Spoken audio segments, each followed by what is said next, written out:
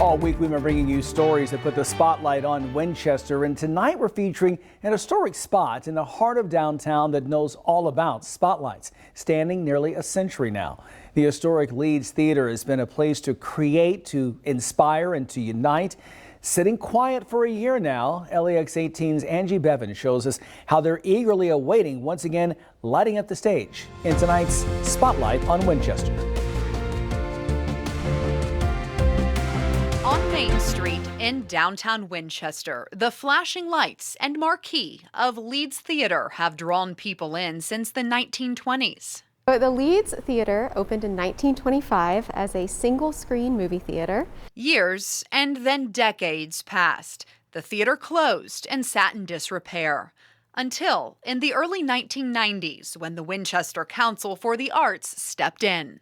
And they actually raised over $1 million to buy the building and renovate it into this art center that you see here today. Now the Leeds Center for the Arts. And it underwent another renovation in 2017. We like to refer to Leeds as the jewel of Main Street. There's so much history here, and I think that this place has meant so much to so many people over the years.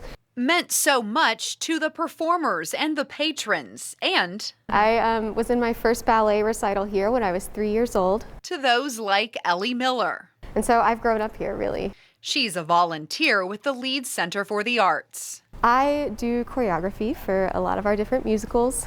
I also am the facilitator for our youth advisory board. In a typical year, the theater would put on a big summer musical, a couple of children's musicals, other plays, and host performers, concerts, and events. But for a year now, nothing.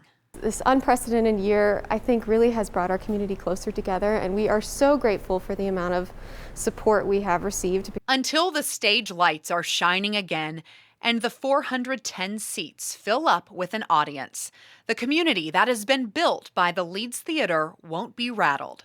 Artists are resilient, and I think we're on the cusp of getting ready to come back and get into it, and I think that they will be back and better than ever. Because she knows firsthand the impact the theater can have and will continue to have. In Winchester, Angie Bevan, LEX 18 News.